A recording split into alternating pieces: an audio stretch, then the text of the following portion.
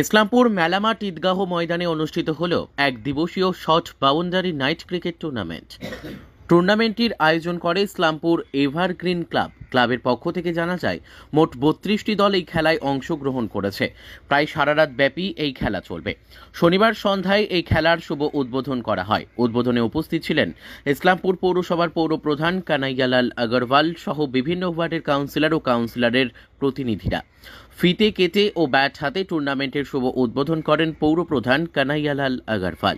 খেলা শুরু হবার আগে প্রথম খেলায় অংশগ্রহণকারী দুই দলের খেলোয়াড়দের সাথে পরিচয় পর্ব সারেন পৌরপ্রধান কানাইয়ালাল আগরওয়াল সহ উপস্থিত সকলেই। গাওয়া হয় জাতীয় সঙ্গীত। কানাইয়ালাল আগরওয়াল খেলা শুরুর আগে ক্রিকেট খেলার কিছু নিয়মাবলীও তুলে ধরেন। বিজয়ী ও বিজিত উভয় দলের মধ্যেই পুরস্কার রয়েছে বলে জানান ক্লাব কর্তৃপক্ষ। Bureau report, news today India. এই টুর্নামেন্টে অংশগ্রহণ করার ইচ্ছুক আছে তাদের কাছে আমার অনুরোধ, তারা যেন তাড়াতাড়ি আমাদের খেলা বল হাতে গড়িয়া এবং ব্যাট হাতে পৌরসভা চেয়ারম্যান শ্রী কানাইয়ালাল আগরওয়াল মহাশয় দেখি দ্বিতীয় দল কি হয়।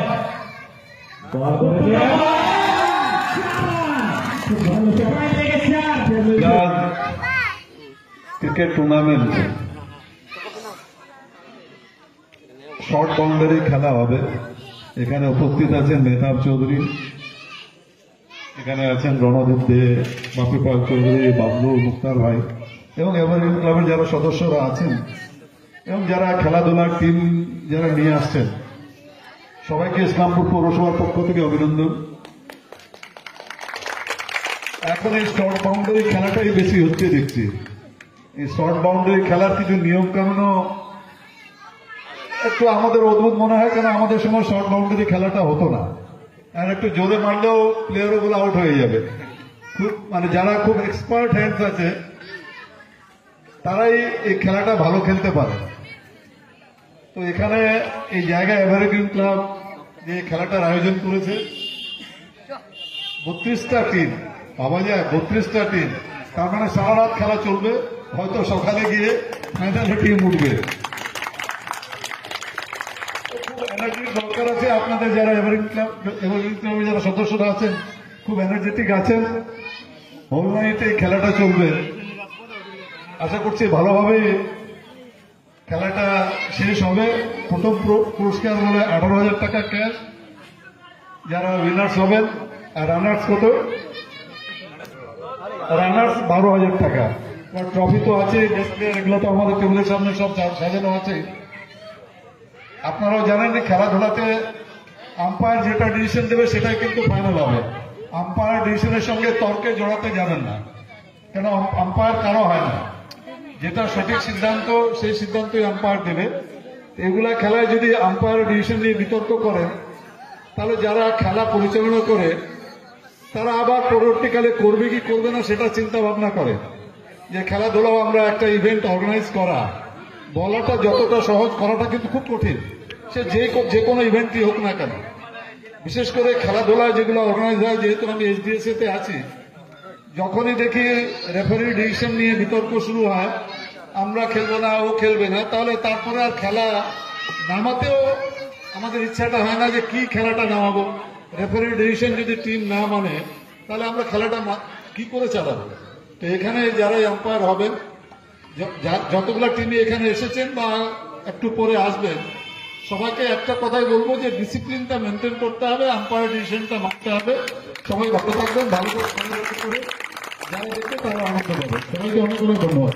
পৌরপিতা মাননীয় কানাইয়ালাল আগরওয়াল মহাশয় উপস্থিত আছেন, এখানে আমাদের মেহতাব চৌধুরী মহাশয় উপস্থিত আছেন, 5 নম্বর ওয়ার্ডের কাউন্সিলরের প্রতিনিধি তথা বিশিষ্ট সমাজসেবী রণজিৎ দে উপস্থিত আছেন, আমাদের বাবলু ভাই, মুস্তাক ভাই তৎসহ আজকে যে খেলা পরিচালনা করছে যে ক্লাবটা একটা প্রতিষ্ঠিত ক্লাব, বিভিন্ন সামাজিক প্রকল্পে তারা যুক্ত থাকে।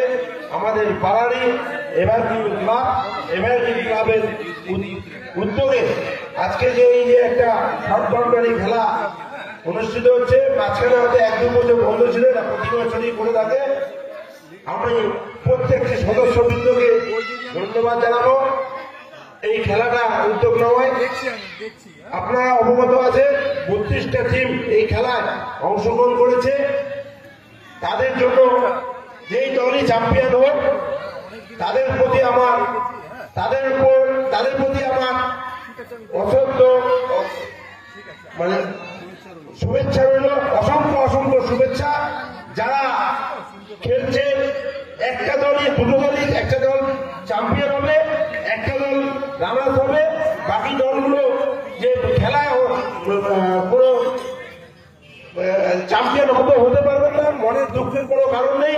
তারা যে এই প্রতিযোগিতায় অংশগ্রহণ করলেন, আশা রাখি খেলাটা যাতে সুষ্ঠুভাবে পরিচালনা করা হয়। এবং স্যার বললেন আমাদের মাননীয় পৌরপিতা যে এম্পায়ারের ডিসিশন সঠিক ডিসিশন হবে, এটা আপনাদের মেনে নিতে হবে। কোন রকম বিশৃঙ্খলা শান্তি বিঘ্নিত করবেন না, কারণ এইভাবে যদি খেলার মধ্যে যদি শান্তি বিঘ্নিত হয় তাহলে পরবর্তীতে খেলার কোনো উৎসাহ আর থাকবে না। আপনারা সকলেই সহযোগিতা করবেন এবং প্রত্যেকটি দর্শকবৃন্দকে বলবো এবারে ক্লাবকে এই খেলাটা পরিচালনা করবার জন্য উদ্যোগ নেওয়ার জন্য উনি সব জায়গায় আছেন। এখানে খুব আমরা ডাকলাম, চলে এলেন। চেয়ারম্যান সাহেব এসছেন, এখানে গোড়েদা এসছেন, এখানে আমার বন্ধু বাপি পাল চৌধুরী এসছেন, আমার ভাই বাবলু এসছেন, আর মুস্তাকদা এসছেন। সবচেয়ে বড় কথা হলো যে এখন খেলাধুলার প্রচলনটা কমে গেছে, মাঠের লোক হয় না, কিন্তু এই শর্ট বাউন্ডারি খেলায় কত লোক হয়েছে এটা আমার খুব ভালো লাগছে। সারা রাত্রি ধরে খেলা হবে, ছেলেমেয়েরা খেলবে, এটা সবচেয়ে বড় প্রয়োজন আছে। খেলাধুলার জন্য শরীর চর্চাটা হয়, যে সারা রাত্রি ধরে যে খেলা হবে, 32টা টিম খেলবে, এটা একটা ভালো দিক। হ্যাঁ, যারা ঈদগাতে এই খেলাটা হচ্ছে, যারা খেলাটা নামিয়েছে তাদেরকে আমি ধন্যবাদ দিচ্ছি।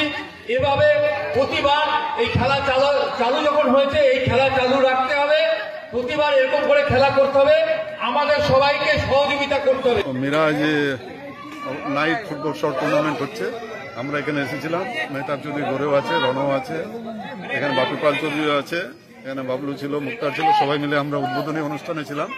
একটা 5টা ওভার দেখলামও। এরপরে আমরা এখন বেরিয়ে যাচ্ছি, খেলা হচ্ছে এখানে ওভারনাইটে, তো সারা রাত খেলা চলবে, হয়তো ফাইনাল হতে হতে সকাল হয়ে যাবে। ভালোভাবে যেন খেলাটা হয় এই কথাটা বলেই আমরা যাচ্ছি এখান থেকে, মাঠ থেকে। আশা করছি খেলাটা সুষ্ঠুভাবে সম্পন্ন হবে, তাহলে আমাদের আশাটা সফল হবে।